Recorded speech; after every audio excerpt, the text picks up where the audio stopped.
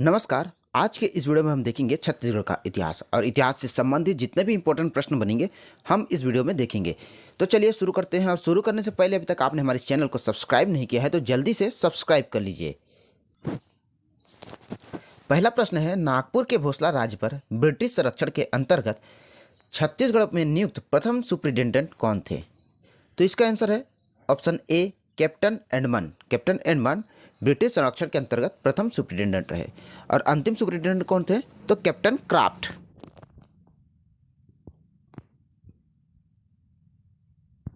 दूसरा प्रश्न है, निम्न में से कौन सा स्थान कलचुरी की राजधानी नहीं था? तो इसका आंसर है जजल्यपुर। जजल्यपुर जो है कलचुरियों की राजधानी नहीं थी। त्रिपुरी, तुमान, रतनपुर ये तीनों कलचुरियों की राजधानी थी।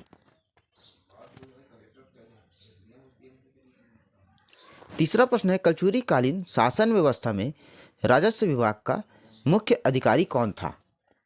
तो इसका आंसर है ऑप्शन डी, महामात्र। महामात्र राजस्व विभाग का प्रमुख अधिकारी होता था कलचुरी कालीन व्यवस्था में। चौथा प्रश्न है, हाय कलचुरी को पराजित करने वाले मराठा शासक कौन थे?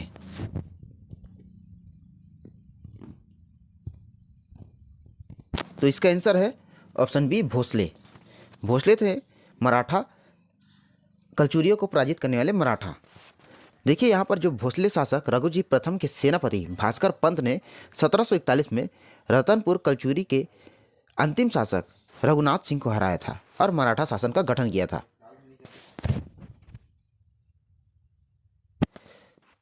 कहा जाता है कि नागवंशी शासक द्वारा छत्तीसगढ़ में मंदिर का निर्माण कराया गया था। उस मंदिर का नाम क्या था? ऑप्शन सी, भोरम देव मंदिर था उस मंदिर का नाम।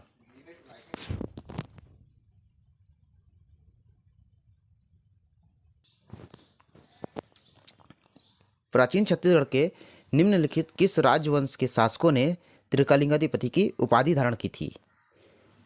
तो इसका आंसर है ऑप्शन ए, सोमवंश के शासकों ने।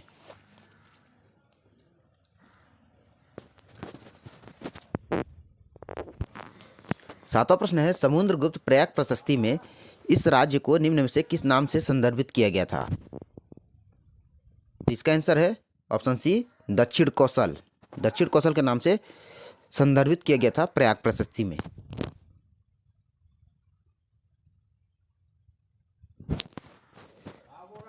प्राचीन काल में इस राज्य में नल वंश का संस्थापक कौन था? तो इसका आंसर है ऑप्शन डी, वराहा राज। वराहा राज नल वंश का संस्थापक था।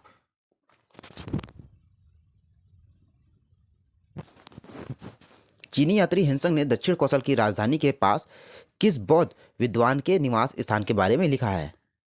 तो इसका आंसर है ऑप्शन ए, नागार्जुन। नागार्जुन के बारे में लिखा है। और चीनी यात्री ने जो हेनसंग था वो छत्तीसगढ़ की यात्रा कब की थी? तो 639 ईस्वी में किया था छत्तीसगढ़ की यात्रा।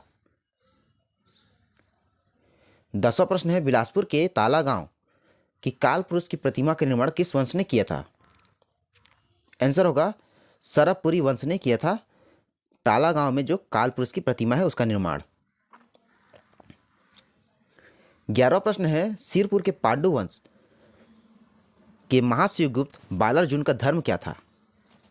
तो ये शैव धर्म के थे। ऑप्शन डी इसका राइट आंसर है शैव धर्म। 12वां प्रश्न है, इस राज्य का निम्नलिखित में से कौन सा शहर चौराहों के नगर के नाम से जाना जाता है?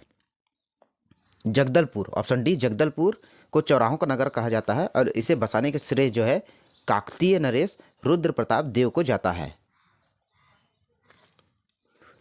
भारत की प्राचीनतम नाट्य कला किस जिले में पाई गई है?